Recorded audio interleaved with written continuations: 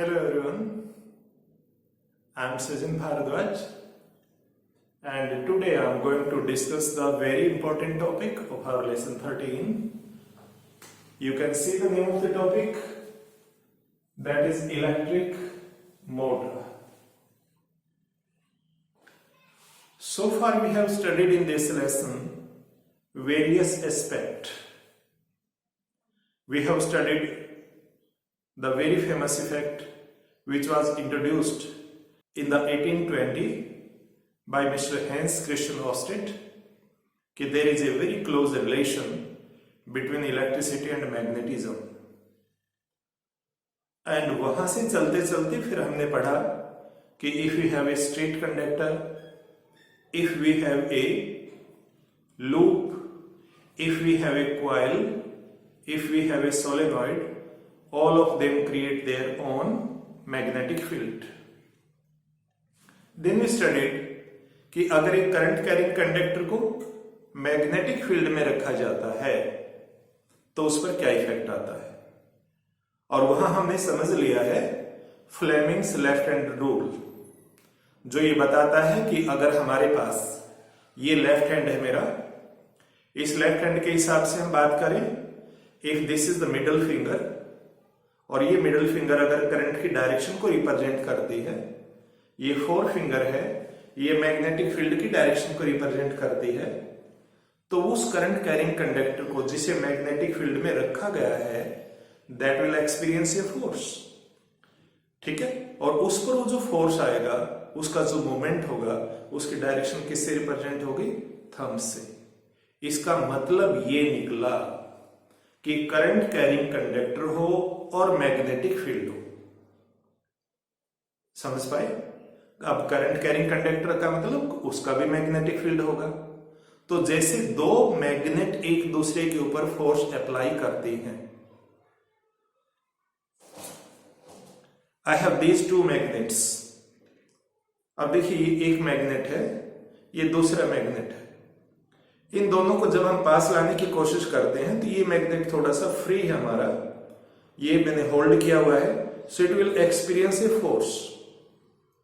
देखिए मैं उसको टच नहीं कर रहा हूं, सिर्फ इस मैग्नेट को उसके पास लेके जा रहा हूं, और ये देखिए ये फोर्स फील करता है. ये समझाने की कोशिश है कि जैसे एक मैग्नेट का मैग्नेटिक फील्ड होता है और दूसरी मैग्नेट का भी मैग्नेटिक फील्ड होता है, तो ये दोनों मैग्नेटिक फील्ड जब पास पास आते हैं दे अप्लाई ए फोर्स, और उस फोर्स की वजह से मूवमेंट होता है. यही चीज हमने current carrying conductor placed in a magnetic field में पढ़ी है, और उसको हम कहां यूज करने वाले हैं? उसे हम यूज करेंगे इलेक्ट्रिक मोटर में. तो सबसे पहले मोटर की बहुत simple definition, how can we define motor?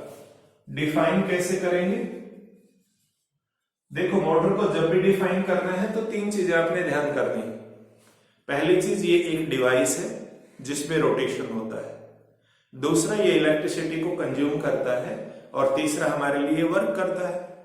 इसलिए सिंपल डेफिनेशन एक लाइन की, ए रोटेटिंग डिवाइस, एक ऐसा डिवाइस जो रोटेट करता है. क्या करता है ये? रोटेट. उसके साथ क्या करेगा? Which converts electrical energy into mechanical energy. My point is clear? कौन सी एनर्जी को? इलेक्ट्रिकल एनर्जी को. Electrical energy into mechanical energy. ठीक है, तो इस डिवाइस को हम मोटर कहते हैं. Can you have the get the idea कि मोटर इलेक्ट्रिक कहां कहां हो सकते हैं?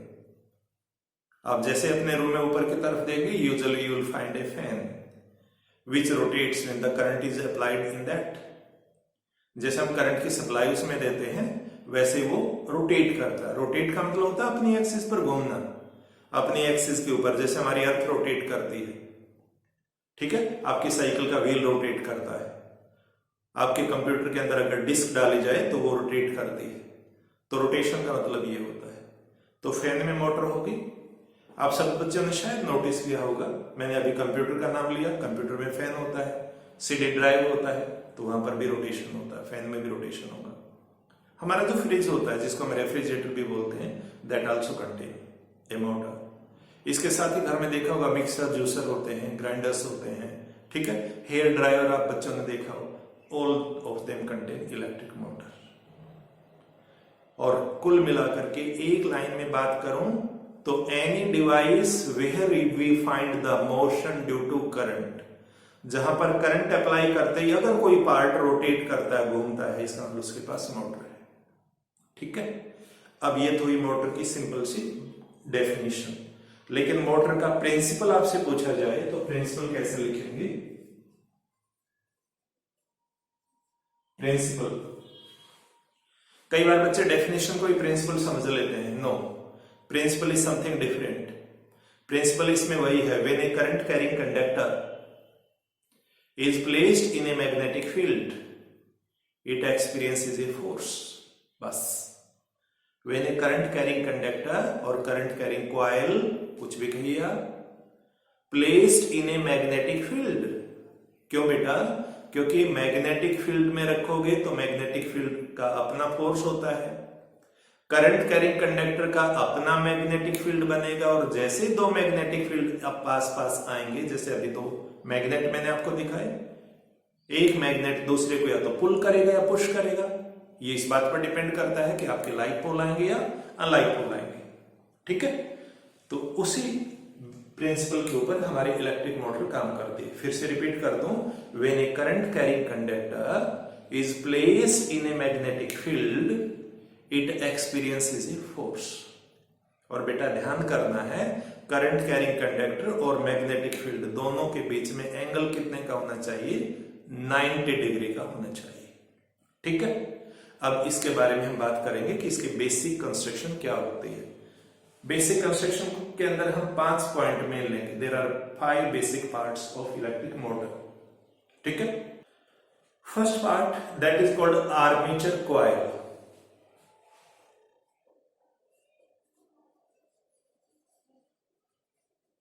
आर्मेचर कॉइल, आर्मेचर कॉइल को हम कैसे शो करते हैं? आर्मेचर कॉइल को हम शो करेंगे, एक सिंपल रेक्टेंगल बनाएंगे इस तरह से। ये रेक्टेंगल हमने फॉर्म किया और इस रेक्टेंगल पर आप इस तरह से नीचे की ओर वायर दिखा देंगे, 2 वायर। तो ये आपके पास रेक्टेंगुलर कॉइल है जिसका नाम आर्मेचर कॉइल भी होता है। एनसीईआरटी बुक पढ़ेंगे तो you will find a, B, C and D over here. यहां पर आपको ABCD लिखे हुए दिखाई पड़ेंगे। This is the armature coil which is made up of a copper wire. Copper wire कैसा? Insulated copper wire. इसका एक टर्न भी हो सकता है, और जो हमारी कॉमर्शियल मोटर होती है उनके अंदर बहुत सारे टर्न्स होते हैं। So it is a coil और armature, whatever you can say. Second हमारे पास, क्योंकि इसमें करंट पास होना है तो ये मैग्नेटिक फील्ड में होना चाहिए, इसका मतलब इसके आसपास मैग्नेट भी होना चाहिए। तो सेकंड पॉइंट हम बोलेंगे मैग्नेटिक फील्ड या स्ट्रॉन्ग मैग्नेट। एक अच्छा सा मैग्नेट होना चाहिए इसके सराउंडिंग में। तो हम मैग्नेट इस तरह शो कर देते हैं। ये हमारे पास मैग्नेट है, मान लीजिए मैग्नेट का नॉर्थ पोल है, और इसी तरह इधर हम दिखा देंगे let it is the south pole of the magnet. It may be U shape magnet. U shape आपको बताया था, अगर ये करंट कैरिंग कंडक्टर है, हमारे हाथ को यू शेप समझे, इसके बीच में कंडक्टर आ जाएगा। सो it is the coil, simple. अब क्या होगा हमारे पास? Third part. अब इसका रोल क्या रहेगा? जो आपके पास ये मैग्नेट है, मैग्नेट का रोल रहेगा to provide the magnetic field. कहां होगा बेटा मैग्नेटिक फील्ड? इस पूरे जोन में। It is the magnetic field. Direction क्या होगी? North to south. डायरेक्शन क्या रहेगी? North to south. ठीक है, अब ये नॉर्थ टू साउथ डायरेक्शन होगी। मैं साइड में लिखता हूं एक बार। ये तो डायरेक्शन होगी हमारे पास मैग्नेटिक फील्ड की। ये बीच में आ गया आपका कंडक्टर ऐसे, तो परपेंडिकुलर हो गया ना। देखो ये हमारे पास ये एक बाजू बनेगी, करंट पास होगा तो ये परपेंडिकुलर हो जाएगा। दूसरी ये साइड बनेगी। अब परपेंडिकुलर चाहे ऊपर हो चाहे नीचे हो, एंगल तो 90 डिग्री का ही बनता है ना। ठीक है, ये बात ध्यान करिए। तो ये हमारे पास एक कॉइल हो जाती है। तीसरी चीज जो हमने यहां पर दिखानी है that is split ring. Split, SPLIT, split rings. अब जब रिंग्स की बारी आएगी तो रिंग हमारे पास हमने इस तरह से दिखाने हैं। ये हमारा एक रिंग है और इसी तरह से दूसरी साइड में आप एक और रिंग दिखाएंगे like this. These are two split ring। Split का मतलब जिनके बीच में गैप है, राइट। ये हमारे पास किसी सिलेंड्रिकल डिवाइस के ऊपर फिक्स होते हैं। एक सिलेंड्रिकल डिवाइस इसके बीचों बीच रहेगा जिसके ऊपर इन्हें फिक्स कर दिया जाता है। बी केयरफुल एवरीवन, हमारे पास जो कॉइल है, this is the armature coil, it is connected with the rings. ये रिंग के साथ कनेक्टेड है। एनसीईआरटी में इनको PQ लिखा गया है, रिफ्रेशर्स में इनको XY लिखा गया है, इससे कोई फर्क नहीं पड़ेगा, अपने को केवल नाम देना है। Late it is this ring is P and this ring is Q। ये दो रिंग हो गए हमारे पास। अब इन दोनों रिंग में करंट लगातार मेंटेन करना है। इन रिंग को, क्योंकि ये बीच में से कटे हुए हैं, ये करंट की डायरेक्शन को भी चेंज करने का काम करेंगे। So these are also known as the commutators. क्या वर्ड बोलेंगे? कॉम्यूटेटर्स, ठीक है। सो स्प्लिट रिंग्स यहां लिख देता हूं, और कॉम्यूटेटर। याद रहेगी बात आपको। नेक्स्ट लेना हमने फोर्थ पॉइंट, वो हमारे पास यहां पर दो हमने कार्बन ब्रश लगाने होते हैं। ये एक कार्बन ब्रश हमारे पास, ये एक दूसरा कार्बन ब्रश है। एक को आप X कह सकते हैं, एक को आप Y कह सकते हैं, ठीक है। तो लिख देंगे यहां पर कार्बन ब्रश। एक से ज्यादा है तो ब्रशेस कह दीजिए। अब कार्बन ब्रश, कार्बन याद करिए ग्रेफाइट के लिए, graphite is a good conductor of electricity. And lastly हमारे पास जो रहेगा, that will be a source of potential difference and a key. So the fifth part is battery.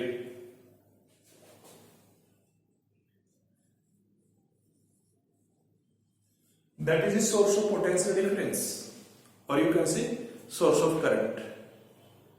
Because we are studying the effect of current, that means there must be a source of current. If there is no current, how can we think of the working, right? तो अपने पास total कितने part हो गए? 5. This one,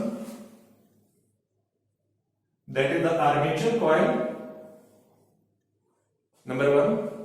Second one, that is a strong magnet, that may be the U-shaped magnet. और जो हमारी heavy Motors होती हैं, कॉमर्शियल मोटर जिनको बोलेंगे, उसमें ये परमानेंट मैग्नेट के बजाय इलेक्ट्रोमैग्नेट्स होते हैं। But what ever, that is the source of magnetic field. It is north, it is south. Third one, that is the split ring. अभी हम देखेंगे वर्किंग में स्प्लिट रिंग, इसकी करंट की डायरेक्शन को चेंज करेंगे, और करंट की डायरेक्शन को चेंज करने वाला जो डिवाइस होता है, दैट इज कॉल्ड कम्यूटेटर। तो कई बार ये क्वेश्चन पूछ लिया जाता है कि why the split ring are called commutators. तो आप बताएंगे, they alternatively change the direction of current in the different sides of the coil. Next one is carbon brush. अब बेटा अभी हम देखेंगे कि ये जो हमारे पास स्प्लिट रिंग होते हैं, they move along with the coil, वो कॉइल के साथ मूव करते हैं और करंट कंटिन्यू चाहिए। अगर इस तरह से रिंग्स मूव नहीं करे, केवल कॉइल ही मूव करे, तो उसके जो वायर होंगे वो रैप हो जाएंगे एक दूसरे के ऊपर। इसलिए दोनों रिंग कॉइल के साथ घूमते रहते हैं और हमारी जो कॉइल होती है वो रैप नहीं होती, वोंड नहीं होती, यानी एक वायर एक दूसरे के ऊपर लिपटते नहीं है। दोनों के दोनों जो कार्बन ब्रश है वो इनके कांटेक्ट में रहेंगे स्प्लिट रिंग के, इसलिए करंट प्रोवाइड करेंगे, ठीक है। ये हमारे पास बैटरी है, it is the positive terminal, it is the negative terminal and it is a की।